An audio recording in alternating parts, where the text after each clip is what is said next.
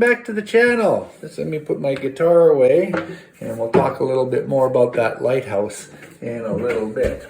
We are up to day number 5 in our cross Canada trip.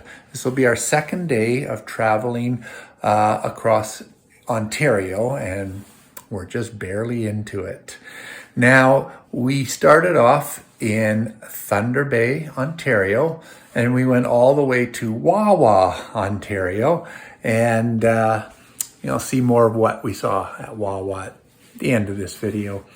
But we took a little detour off the Trans-Canada Highway for just a little bit, down through Sleeping Giant Provincial Park to a little place, a little community called Silver Islet. These two plaques give a little more information and history about Silver Islet.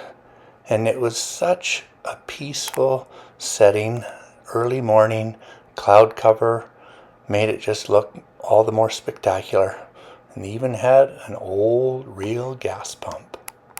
Now, kind of a neat story there. This little community, a beautiful lake shore and everything, but just off of the shoreline into Lake Superior, a small island was discovered back in the late 1800s, and somehow they discovered silver there.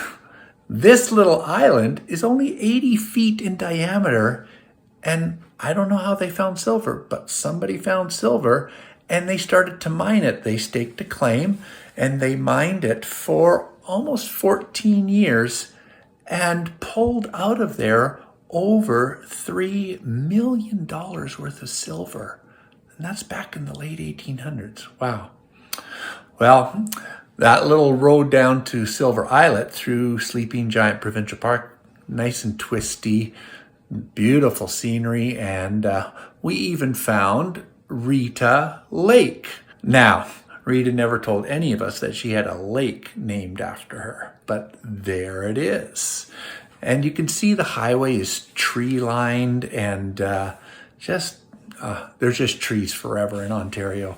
And also, don't forget the water. We're traveling along beside Lake Superior, and when we weren't traveling beside Lake Superior, there were rivers or other small lakes, and just beautiful.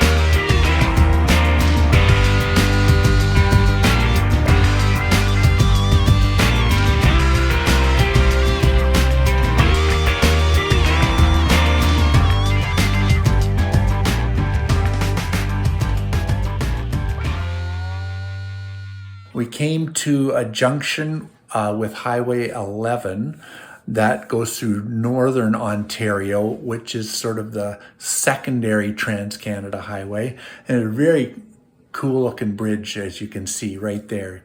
Nice bridge they built, and that's where you'd turn off if you wanted to go north. But we continued going east along Lake Superior. We always had to be on the lookout for moose, and we finally found the yellow brick road, believe it or not. Speed limit was always 90 kilometers an hour because they had to have a 2-lane highway for so much of it because of the Canadian Shield, the rock there that kept them from sinking even the telephone poles in deep enough for them to be supported without that base of rocks around it.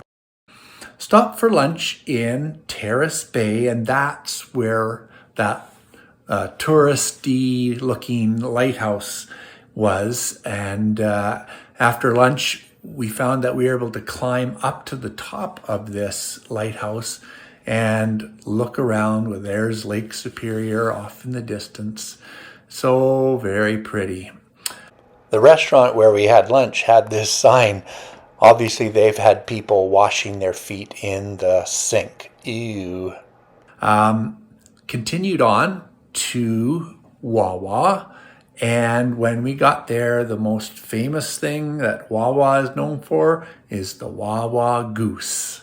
It is massive. So we parked my bike, the best bike in the world, Mark, just opposite the highway by the Wawa goose, and took some fun pictures. And then in the small town there of Wawa, they also have geese on top of other buildings as well, but there's really only one Wawa goose. And then after we checked into our hotel and headed out for dinner, we had a stop at this very cool little falls called Magpie Falls.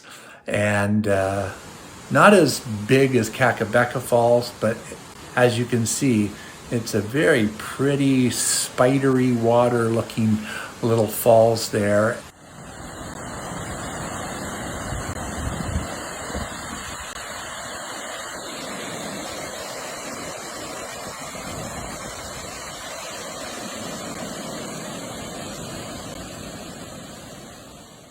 And I had a pretty good day. The temperature got up to 20 and the low was 10, so it was okay weather. No rain, didn't rain on us, and saw a lot of cool stuff along the way.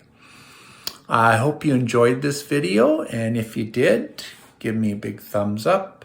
You can subscribe down below, and I will see you again on the channel for the next video. Bye for now.